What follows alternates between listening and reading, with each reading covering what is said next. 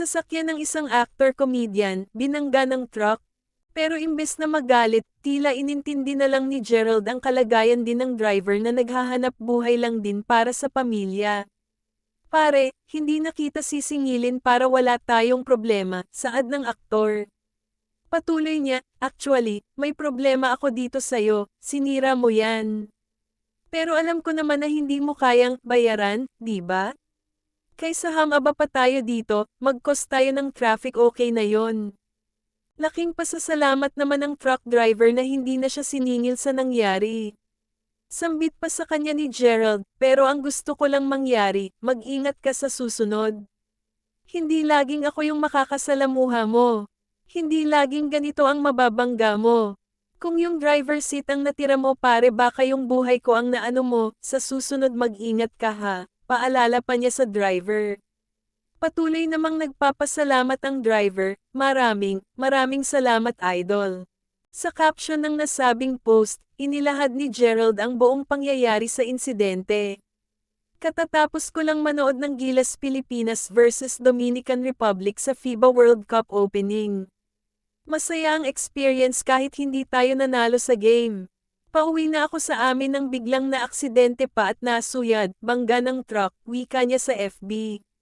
Kwento pa niya, umangat bumper ko, basically nauuna na ako pero ipinasok pa niya sa lane ang truck kaya paangat ang wasak ng bumper ko.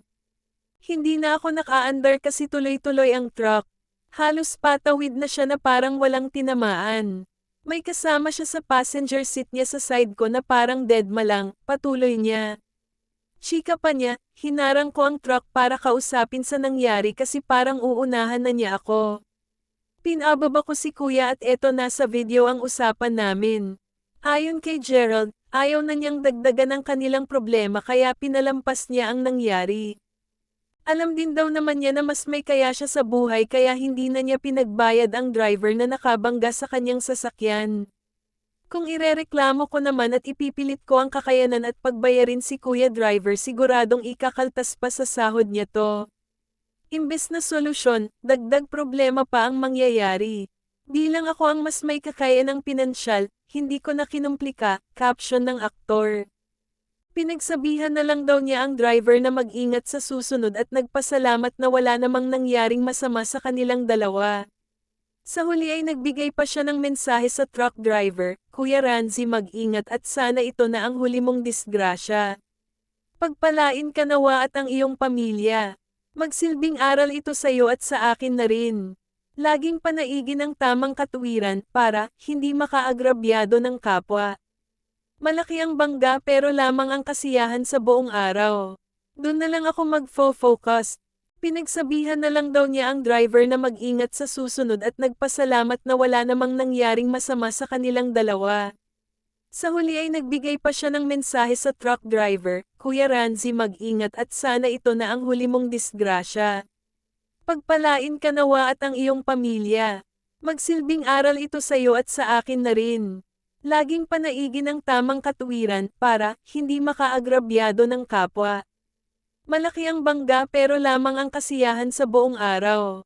Doon na lang ako magfo-focus. Nakakaloka naman ang nangyari sa actor-comedian na si Gerald Napoles. Pauwi na kasi ang aktor mula sa panonood ng FIBA World Cup 2023 opening nang maaksidente siya sa daan. Sa isang Facebook post, ibinandera ni Gerald ang video na nabangga ang kanyang SUV ng isang truck. Mapapanood sa naturang video na kinakausap ng aktor ang driver ng truck. Sinuyod mo ako, pare.